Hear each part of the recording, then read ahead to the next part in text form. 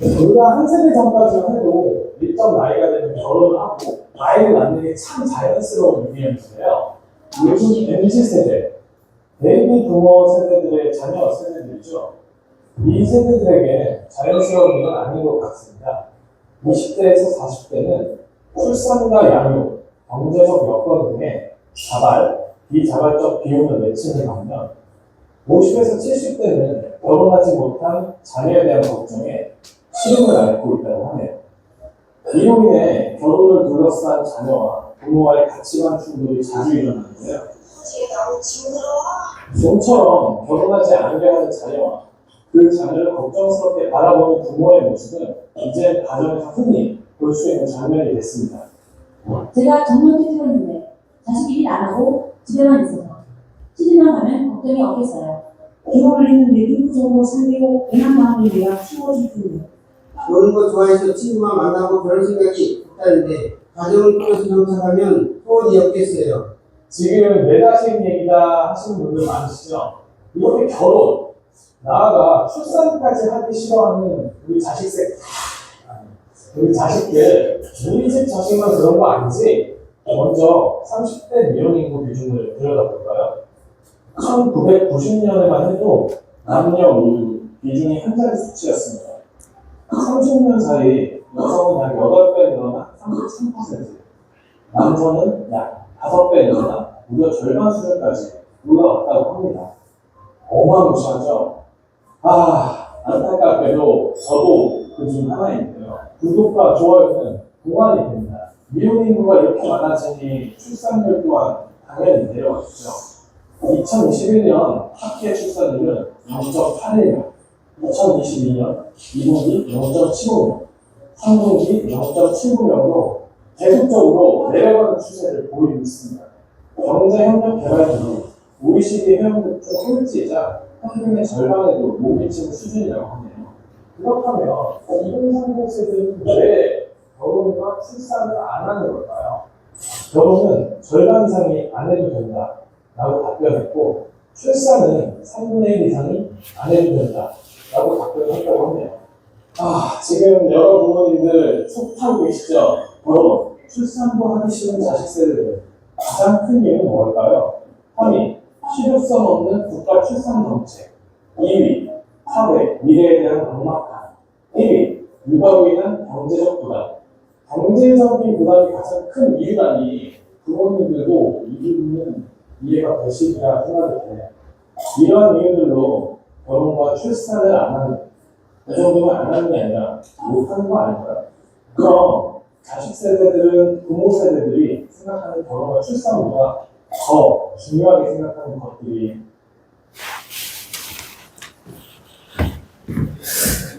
자식 세대들이 그 결혼과 출산보다 더 중요하게 생각하는 것들이 있다는 것이죠.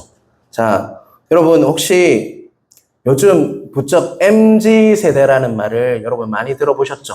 여러분 어떤 뜻인지 알고 쓰고 계십니까? 여러분 혹시 그 정확한 뜻을 알고 있는 분들이 있으세요? 저도 그냥 젊은 세대를 말하나가 보다라고 생각을 했어요.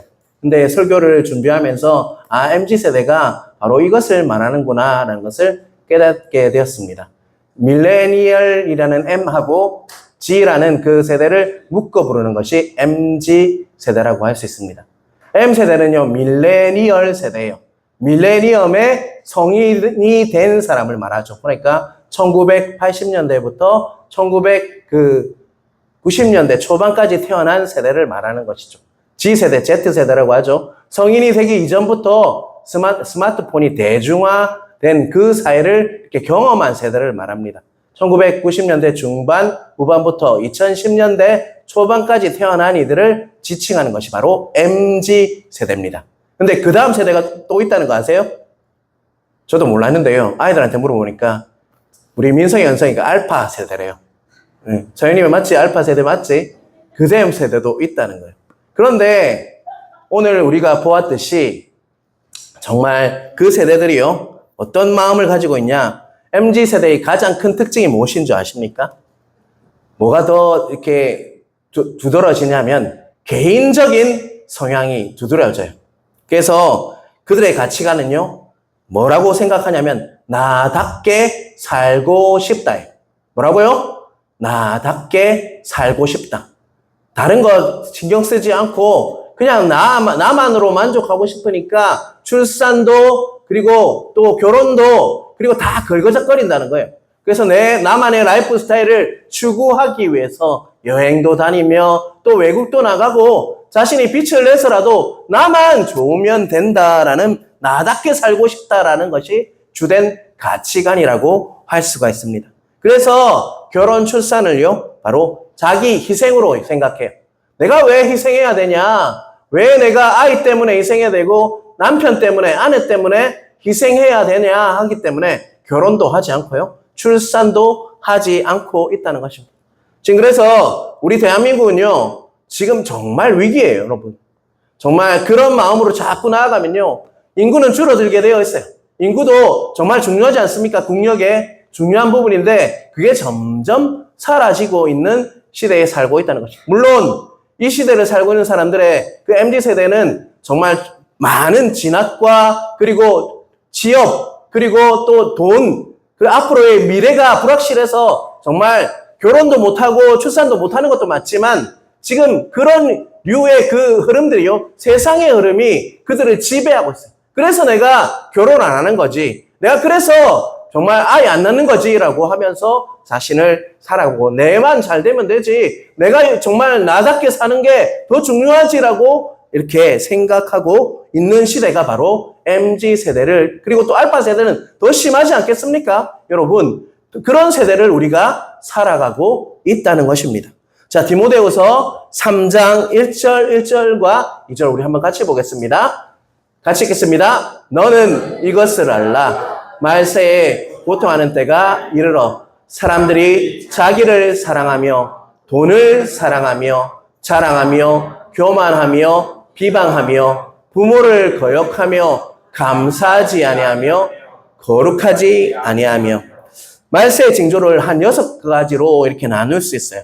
첫 번째가 뭡니까, 여러분? 2절에 보면요. 자기를 사랑하는 거예요. 말세의 그 시대의 그 특징이 누구를 사랑한다고요? 자기를 사랑한다. 두 번째는요.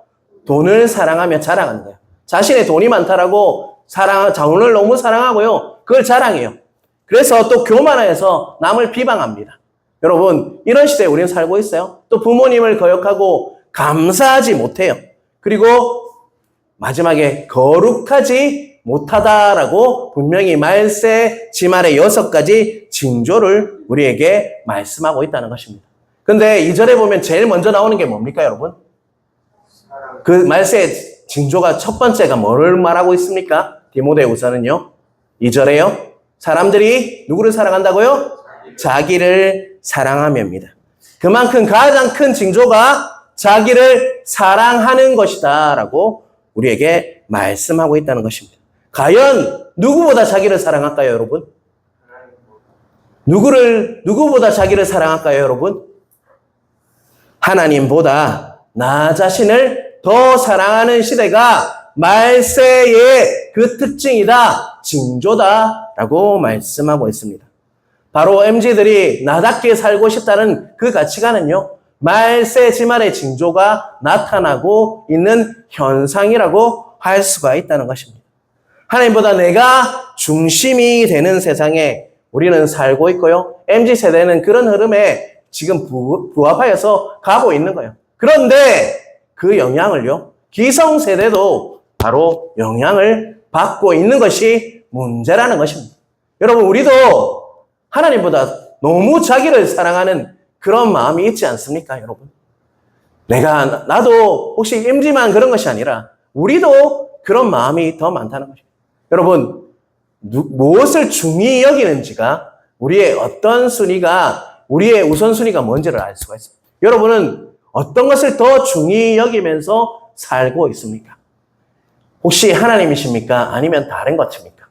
만약에 다른 것이 내가 더 중히 여기고 있다면요. 그것을 섬기고 살고 있지 않느냐, 우리는 우리 자신을 한번 돌아보아야 한다는 것입니다. 분명히 하나님께서는요, 하나님을 사랑하라.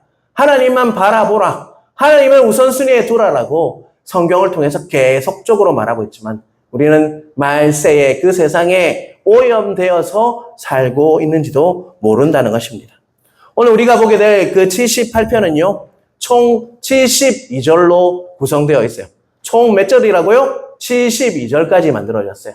시편 중에 두 번째로 긴 시가 바로 시편 78편입니다. 그렇다면 가장 긴 시편은 무엇일까요, 여러분요? 주의 말씀은 내 발의 등이요라는 말이 나오는 그 말씀이 어떤 말씀입니까?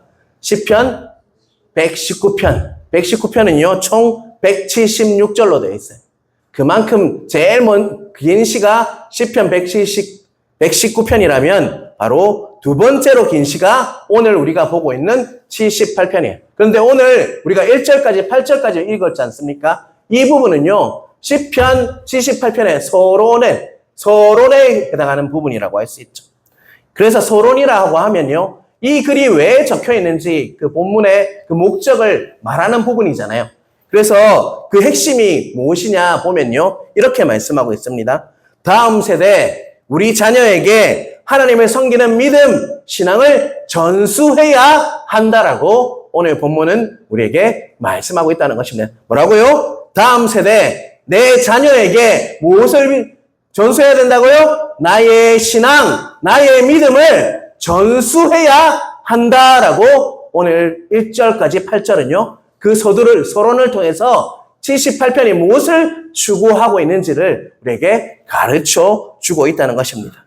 여러분, 우리가 후대에 전해야 할 것은요, 다음 세대에 전해야 할 것이 무엇인지를 오늘 본문을 통해서 깨달으시는 은혜가 있게 주님의 이름으로 축원합니다. 과연 무엇을 전해야 하며 또 우리가 어떤 태도로 나아갈 때 그것을 전할 수 있는지를 오늘 본문은 우리에게 명확하게 말씀하고 있다는 것입니다. 자, 1절을 우리 한번 같이 읽겠습니다. 큰 소리로 읽겠습니다. 내 백성이요, 내 율법을 들으며 내 입의 말에 귀를 기울일지어다. 다시 한번 읽겠습니다. 내 백성이요, 내 율법을 들으며 내 입의 말에 귀를 기울일지어다. 자, 1절에는 무엇을 들으라고 얘기하고 있습니까?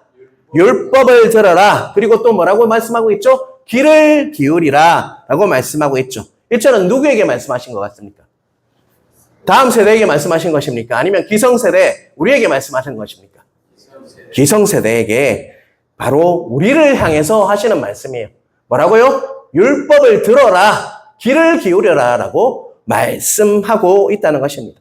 첫 번째 78편 1절에서 8절을 통해서 우리에게 주시는 그 교훈은요, 무엇이냐면 하나님의 말씀을 뭐 해야 한다고요?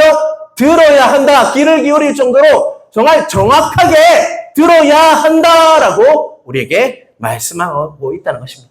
여러분, 하나님의 말씀을 들으시는 은혜가 있길 간절히 바랍니다. 율법을 듣고 할 때 율법은요, 히브리어 단어로 보면 토라라는 단어를 씁니다. 토라가 뭡니까, 여러분? 토라는 상출, 레민신, 뭡니까? 모세 오경을 말하는 거예요.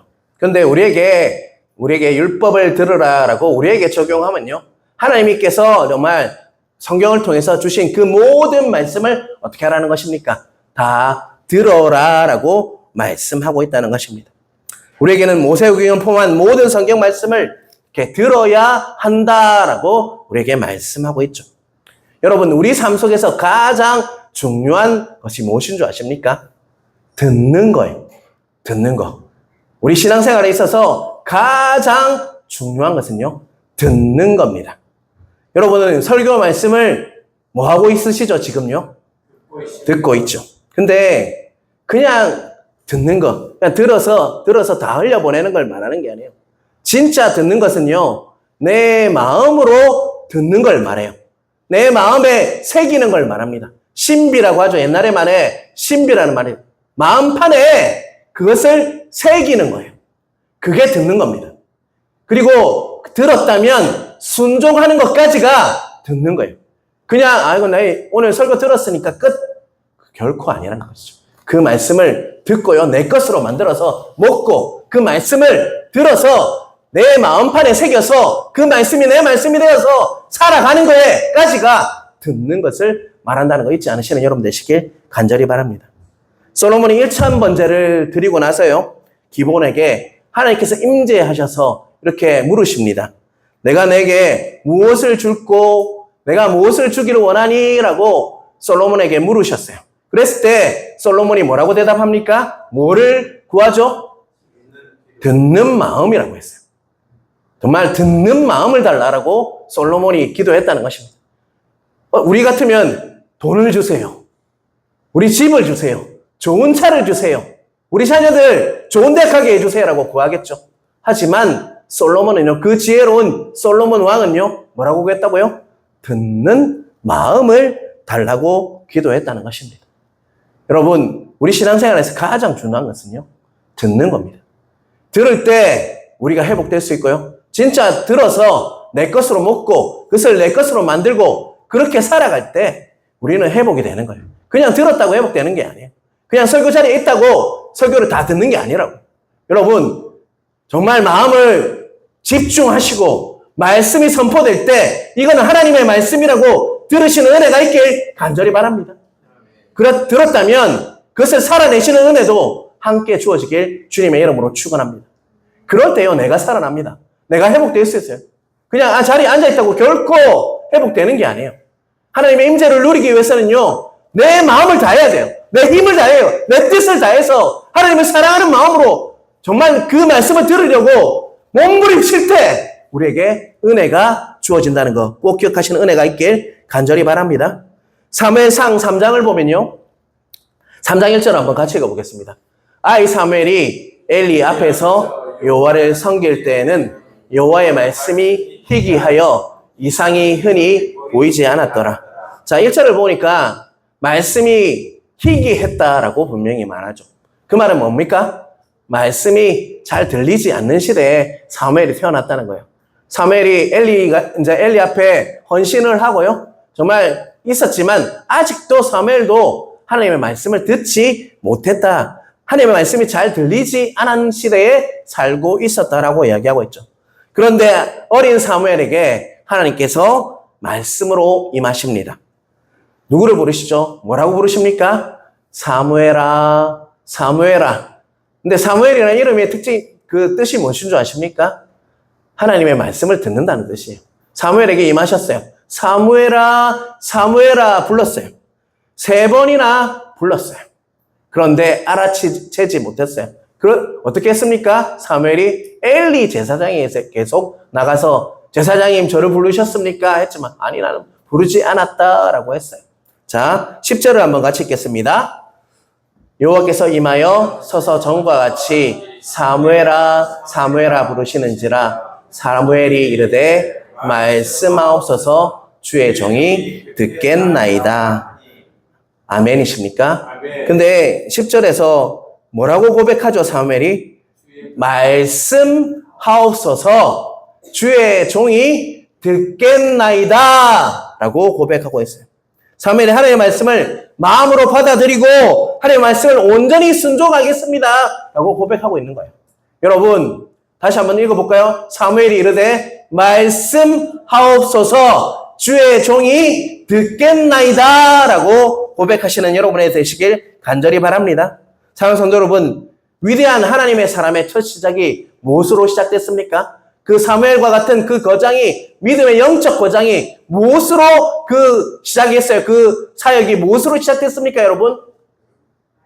말씀을 듣는 것부터 시작됐다고요. 근데 들었다면 그 3대로 살았겠죠, 사무엘은. 그러면서 그 위대한 선지자 사무엘이 탄생했고, 그가 사역함으로 다윗을 도와서 하나님 나라의 그 기초가 세워지는 역사가 이루어졌다는 것입니다. 여러분, 그만큼 우리 신앙생활에 있어서 하나님의 말씀을 듣는 것이 뭐하다는 것입니까?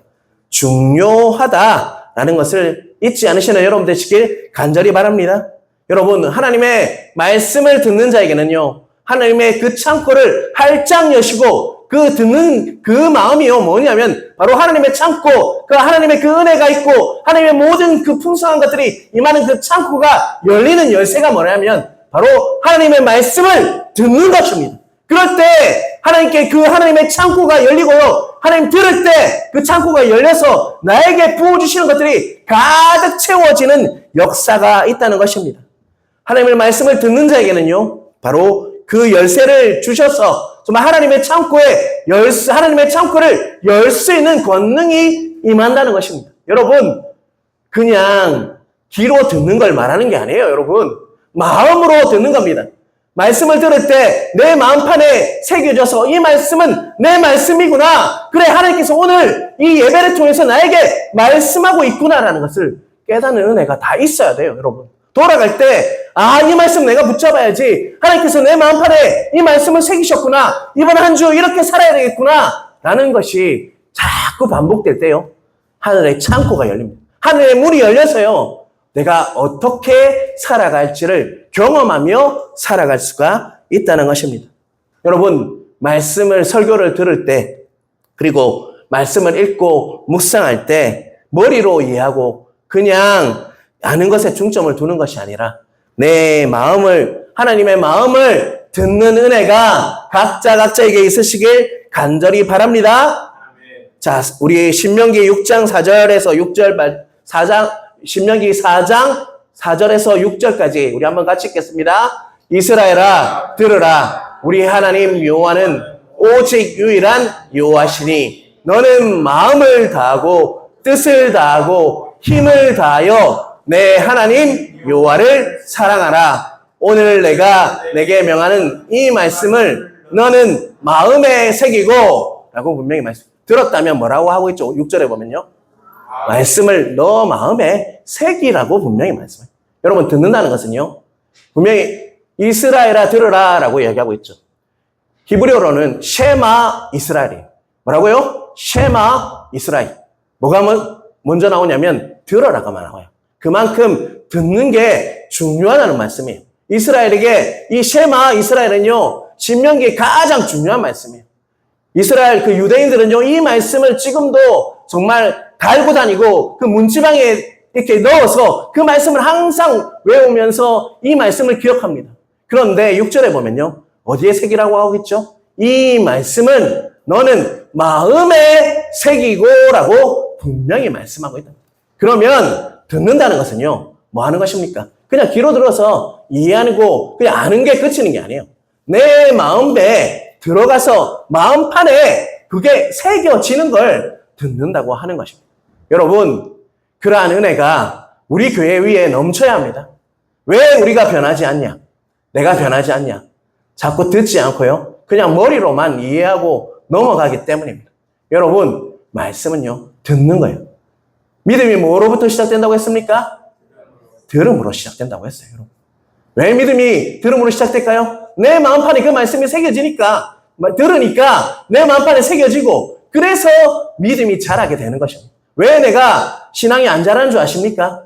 내가 그냥 머리로만 이해하고 그냥 그치는 거예요.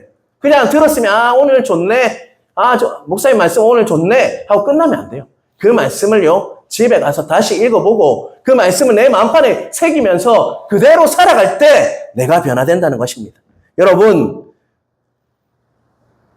듣는데 다 집중하시는 은혜가 있길 간절히 바랍니다.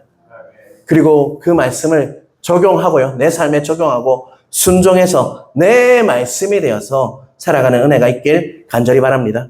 1절 말씀처럼 내 백성이요 내 율법을 들으며 내 입의 말에 귀를 기울일지어다 라는 말씀이 여러분의 말씀이, 듣는 말씀이 되시길 주님의 이름으로 축원합니다. 아멘.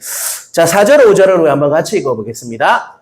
같이 읽겠습니다. 우리가 그들의 자손에게 숨기지 아니하고 여호와의 영예와 그의 능력과 그가 행하신 기이한 사적을 후대에 전하리로다. 5절입니다. 같이 읽겠습니다. 여호와께서 증거를 야곱에게 세우며 법도를 이스라엘에 정하시고 우리 조상들에게 명령하사 그들의 자손에게 알리라 하셨으니. 여러분, 두 번째 교훈은 무엇인 것 같습니까? 4절, 5절을 통해서 우리는 알 수 있죠. 하나님의 말씀을 들었다면 우리가 무엇을 하라고 말씀합니까, 여러분? 예. 그 중요한 사명이 뭐냐면 전하라는 거예요.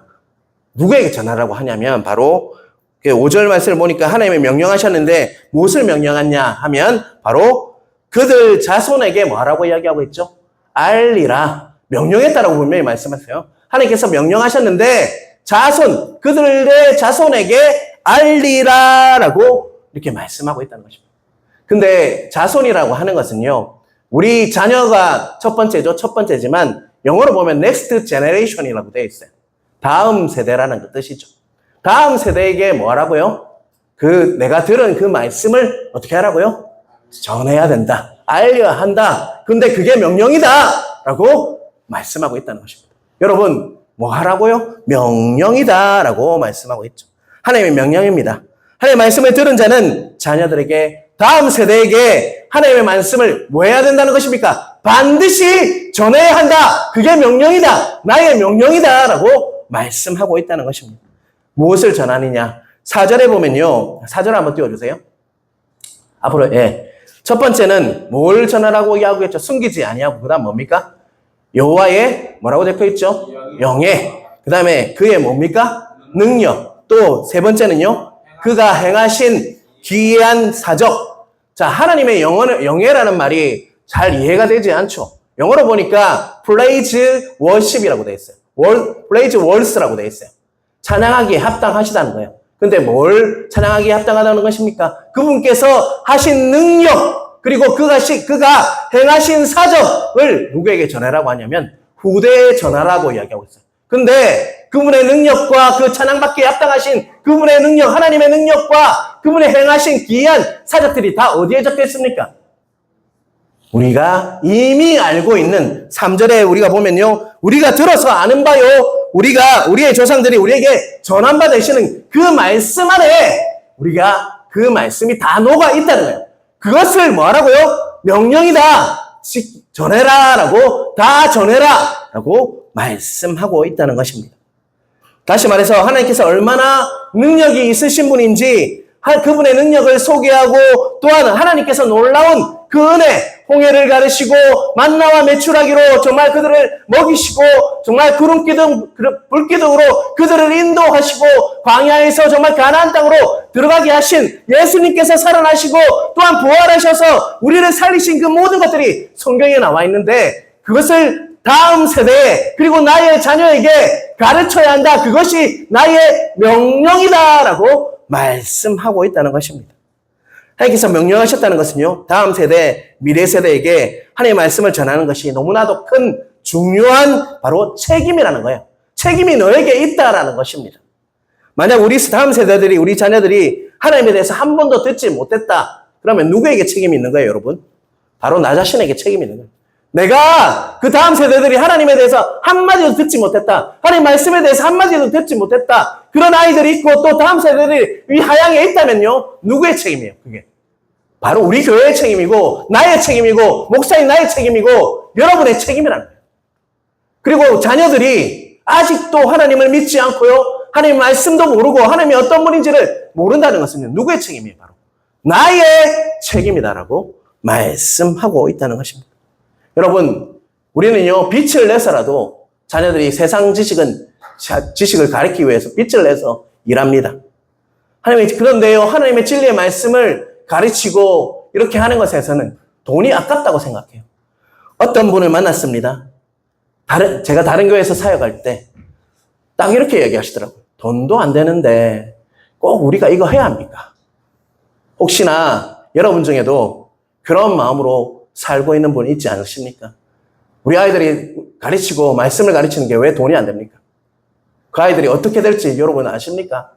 우리가 진짜 해야 할 것은요, 우리 자신도 먼저 하나님의 말씀을 듣고요, 다음 세대, 우리 자녀들을요, 말씀이 들어갈 수 있도록 하나님께서 그분의 능력과 기이한 사적이, 그분께서 하신 일들이 어떠한지를 알 수 있도록, 우리가 찬양하기에 합당하신 그분이 어떤 분이신지를 알 수 있도록 하나님의 말씀을 가르치고 양육하는 것이 우리의 책임이라는 것입니다. 만약에 하지 않으면요, 직무유기예요. 우리가 그 일을 하는데 결코 우리의 재정이나 우리의 노력이나 우리의 열심을 결코 정말 아깝다고 여기면 안 된다는 겁니다. 우리는 앞으로 그 일을 할 때 돈이 안 되는데 라고 이야기한다면요, 하나님의 말씀에 그 명령에 순종하지 않는 것이 될 수 있다는 것 꼭 기억하시는 은혜가 있길 간절히 바랍니다. 자, 7절, 8절. 그런 삶이 그렇게 가르치고 우리가 들은 말씀을 그들에게 전했을 때 어떤 것을 목적으로 하니 그 전수의 목적이 무엇인지를 7절, 8절은 우리에게 말씀하고 있다는 것입니다. 우리 한번 같이 읽어보겠습니다. 7절, 8절입니다. 같이 읽겠습니다. 그들로 그들의 소망을 하나님께 두며 하나님께서 행하신 일을 잊지 아니하고 오직 그의 계명을 지켜서 그들의 조상들 곧 완고하고 패역하여 그들의 마음이 정직하지 못하며 그 심령이 하나님께 충성하지 않는 세대와 같이 되지 아니하게 하려 하심이라. 그들은 오늘 그 시의 아삽이 그 8절에 보면 조상들이 완고하고 패역했다라고 분명히 고백하고 있어요. 그 민수기를 읽었겠죠? 토라를 읽었겠죠? 신명기를 읽었겠죠? 레위기를 읽었겠죠? 출애굽기를 읽었어요. 그 역사의 그 순환이 뭡니까? 항상 하나님을 반역하고 리더를 반역하고 또 하나님을 정말 감사하기보다는 당연하게 여기며 살았던 그 조상들 같이 되지 않게 하기 위해서 그리고 7절을 다시 한번 띄워주세요. 제일 중요한 말이 있어요. 그들로 그들의 소망을 뭐에게 둔다고요? 하나님께 두며 라고 이야기하고 있어요. 여러분, 제가 설교서두에 분명히 말씀드렸습니다. MZ세대 그리고 알파 세대는요. 지금 진학, 취업, 결혼, 출산 등 그의 모든 부분이 그들을 압박하고 있어요. 결혼 못하는 것이 당연하다게 여기며 살고 있어요. 그런데 창조질서는 창세기는 뭐라고 말씀합니까? 우리에게 하나님의 형상으로 만드시고 나서 우리에게 뭘 사명을 주십니까? 생육하고 번성하라는 그 말씀과 지금 부딪히는 거예요, 여러분. 근데 그것을 이길 수 있는 방법이 뭐가 있을까요? 우리가 제대로 말씀을 가르치는 거예요. 말씀을 알게 되면 그 아이들이 결혼하는 것이 하나님의 뜻이구나. 또 아이들을 잘 낳는 것이 하나님의 뜻이구나 하는 것을 깨닫게 된다는 것입니다. 여러분, 그거는요, 바로 뭐냐고 7절의 고백처럼 소망을 하나님께 두는 거예요. 소망이 없잖아요. 그들은 절망하고 낙심하고 있어요. 그런데 그들의 소망이 뭐로 바뀌는 겁니까? 그들의 소망이요, 바로 나의 소망이 하나님이시구나! 라고 느끼게 하는 것이 우리가 해야 할 것이라는 것입니다. 여러분, 여러분의 소망은 하나님이십니까? 우리가 수고하고 힘쓰는 것은 하나님께 소망을 둠이라는 말씀이 있습니다. 나중에 보게 될 건데요. 여러분이 수고하고 힘쓰고 일하고 또 예배드리며 정말 살아가고 있는 것이 하나님께 소망을 둠을 믿습니까, 여러분? 네. 여러분, 여러분의 삶에 우선순위가 하나님 되시고 소망이 나의 소망이 하나님이 되시길 바랍니다. 그리고 우리 아이들도요. 우리 하양에 있는 아이들, 청도에 있는 아이들도 소망이 딴 게 아니라 좋은 직장, 돈을 많이 벌고 좋은 차를 타고 좋은 집을 사는 것이 소망이 아니라 하나님이 나의 소망이구나 라고 느끼는 것이 우리가 기성세대가 우리가 해야 할 일이라는 거예요. 그들은 잘못하면요. 다음 세대가 아니라 다른 세대가 되고 말아요. 여러분, 하나님 믿지 않는 세대로 지금 점점 가고 있다는 거예요. 여러분, 청년들이 절대로 식사할 때 기도하지 않는답니다. 왜냐하면 자꾸 옆에서 아니 교회 다니는 갑네 이런 이야기를 자꾸 한대요. 그래서 절대로 식기도 안 한답니다. 우리 아이도 마찬가지예요. 내가 물어봤어. 식기도 잘 안 한대요. 네 교회 다니지? 이런 말 듣기 싫어가지고 그들은 소망도 없고요. 정말 꿈을 물어봐도 요새 아이들은요. 꿈이 없어요. 내가 무엇을 돼야 할지를 잘 알지 못하고 있어요. 그런데 오늘 본문은요. 그들의 소망을 하나님께 두며 라고 말씀하고 있다는 것입니다. 여러분, 우리 세대가요. 다음 세대 우리 자녀에게 줄 수 있는 최고의 유산은요. 바로 하나님이십니다. 신앙입니다. 믿음입니다. 그것을 우리가 정말 전수하는 것이 오늘 말씀의 목적입니다. 여러분. 그런데 그냥 말한 게 아니에요. 해도 되고 안 해도 되는 게 아니라 명령하셨습니다. 명령의 반응은 뭐 해야 됩니까, 여러분? 반역입니까? 순종이 되어야 되죠. 우리에게 요구하는 것은 순종입니다.